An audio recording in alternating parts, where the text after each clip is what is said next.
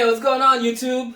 So today, we're going to talk about the Keurig K Mini Plus that's sitting in my kitchen. Well, someone saw in one of my videos that I had this machine in the background. That person has really good eyes because sitting next to the machine was this little curious box. And I had a question about this box. And what this allows you to do is allows you to use ground coffee safely in a machine that takes K-Cups only, a Keurig machine that takes K-Cups only. So it took me a long time to buy this on Amazon because the reviews, like the person asking me the question through my YouTube channel, was very, very mixed. Like, people didn't understand if what exact machines these things work with, what they don't work with.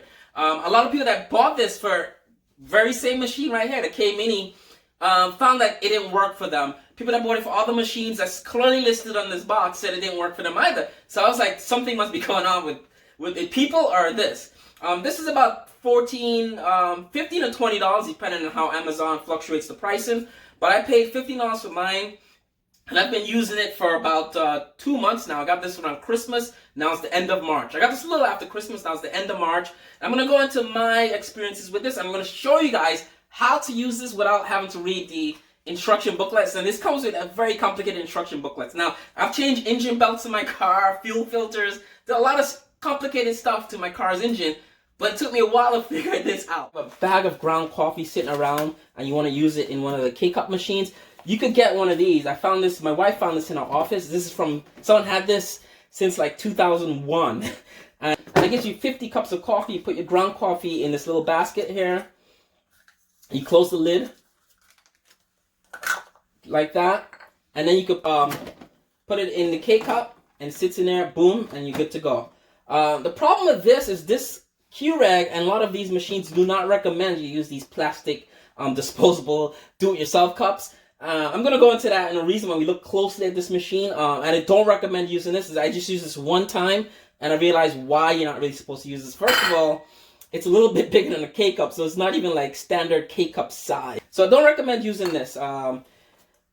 Next best option, if you have a bag of ground coffee and you don't want to throw it away, but you have your Keurig and you want to press your ground coffee or K-Cup your ground coffee, get one of these things from Amazon, $15 to $20.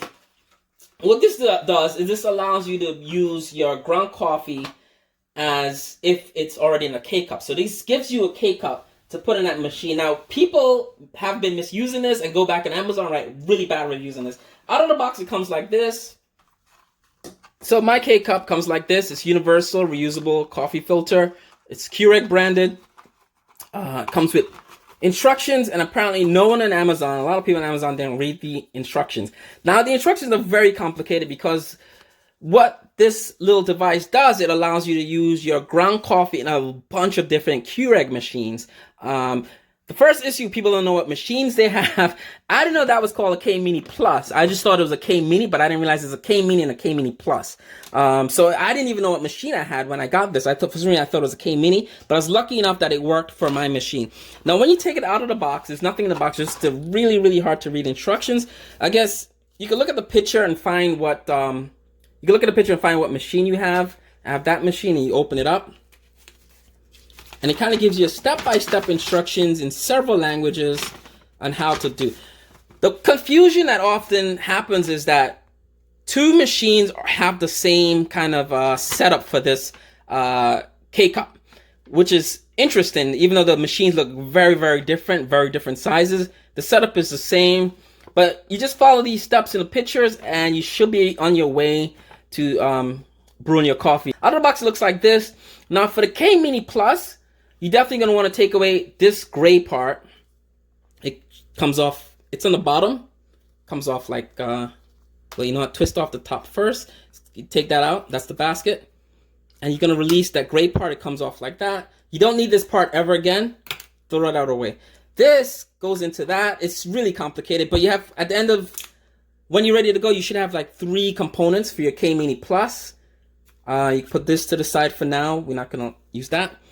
And you should have this. You put your ground coffee in there, and you seal it with this. It has a little rubber seal there, which is really cool. Close that down like that. And then the ground coffee is in there, and then you have to put it in here, twist it, and every step has to be done exactly like I'm doing it here. It would not work. It would be a big disaster. And then you bring your Keurig machine closer. Now, what people tend to do, and I've seen people on Amazon even have pictures like this in Amazon, they say it doesn't fit. It doesn't fit, but it doesn't fit. Like, look, what you have to do, and the manual doesn't tell you, is that you have to take this out, right? This is for the K-Cups. So this is your standard K-Cup holder. You don't need that for this. And even this comes apart in like 2 pieces. So this is even a bit confusing as well. Because for some reason I thought I had to connect this to that, but you don't. So you just get rid of that. And this would replace the K-Cup. And you put it in as you would read the words, and it goes in that way. Easy peasy. There's a needle up here, if you guys could see, and that goes right into that seal there, and boom. And that's it. Coffee's brewed. It's that simple.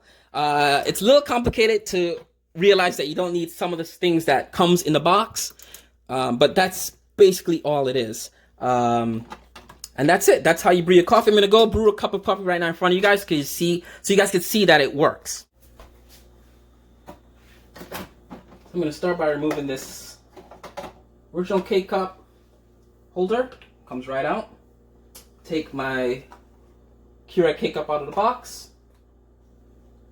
It's gonna come connected, so I'm gonna open it like that, and then open it like that. Get my ground coffee out my bag.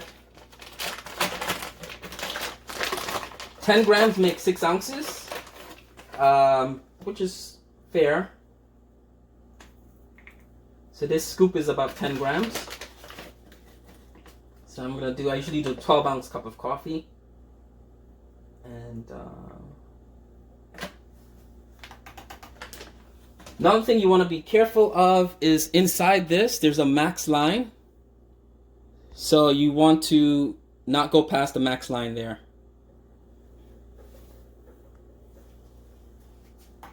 Once that's in, you seal it off like that. It doesn't matter where that goes, that could go anyway on there. And then you put it into this basket. There's a notch there, and you have to connect that notch to it. Make sure you guys could see. So put that notch there, make sure it's connected. So once that's in there, you could put it into your machine. There's an arrow that points up, so it goes into the machine. It only goes into the machine one way. There's no other way that this goes into the machine. Once that's like that, you could put that down, close the lid. And that's a nice soft close, and then this light starts blinking, as you know, and then you brew your machine. So what I'm gonna do is put a bit of water in here. I usually go to max line. I don't mess around with my coffee. I drink the 12-ounce cup of coffee when I make it. I don't waste a single drop. So let's put that in there. Boom. Close the lid. Now the Keurig, it's not the fastest machine, so I'm gonna do a little real quick. Whilst that's brewing, I want to tell you guys real quick about why I don't recommend using these disposable cups. I'm not sure the different brands or different varieties of these.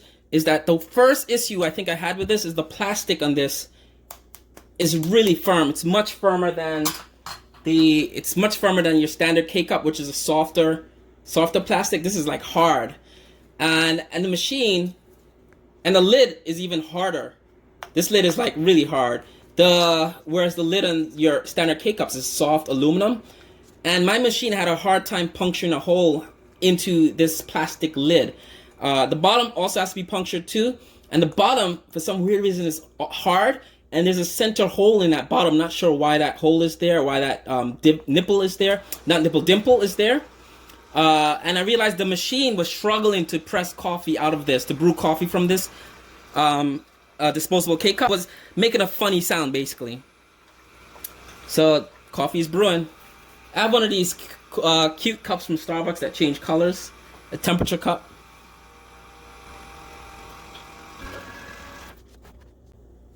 And that is brewed. That's coffee. Brewed coffee there. Put that to the side. I don't want that to spill. It's liquid gold in this house. So once the machine is done, you can open it up safely.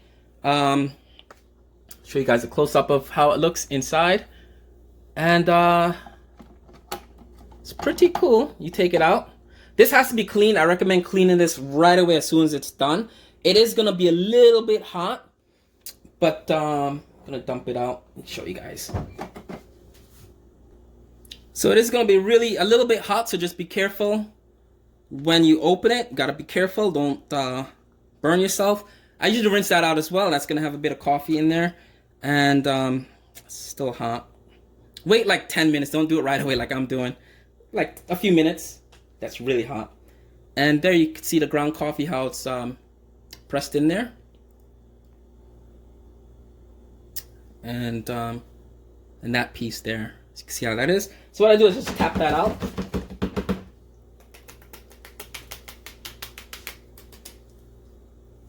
And I'm gonna rinse that out, obviously. You don't want to leave that residue in there.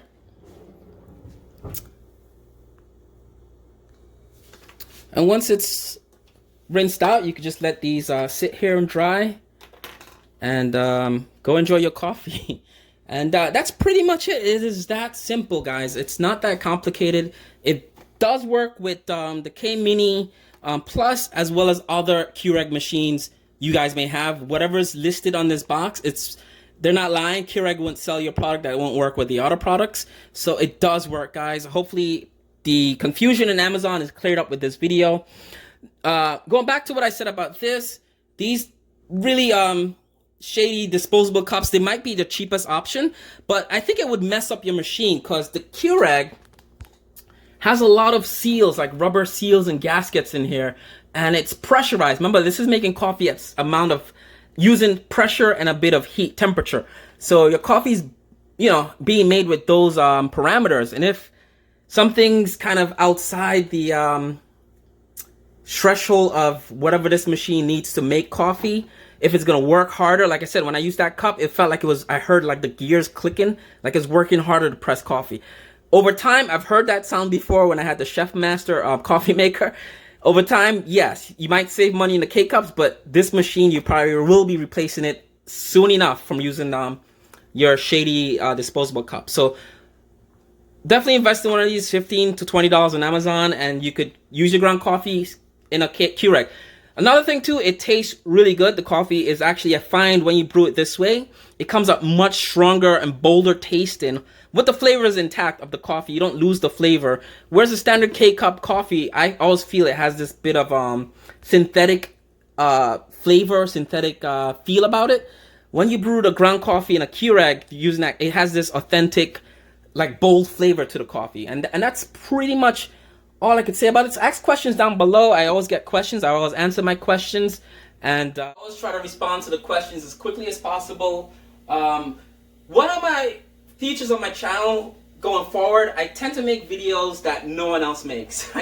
You could look on YouTube right now and find like a dozen to hundreds of iPhone videos or videos reviewing popular things that everyone reviews, but I tend to want to steer towards the side of the internet where the content is purposeful and it's not like, silly. And I do see your questions, guys. I see your response to some of my videos, and it's really awesome. I did a video on a washing machine. I shot the video in spring of last year during the pandemic, right like early May. I didn't post the video until September, and that video already has like over 7,000 views, and I have like hundreds of comments below that video with people like with the same predicament where they have a broken washing machine and don't realize they could fix it with a $9 rubber belt in 10 minutes, 15 minutes to fix it, instead of calling a plumber and paying $150 to $300. Those are the type of videos I want to make. BMW content will always be here.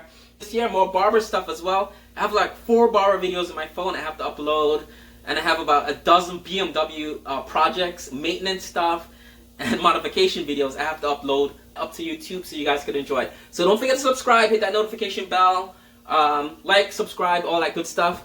I'll see you guys in the next one. Bye.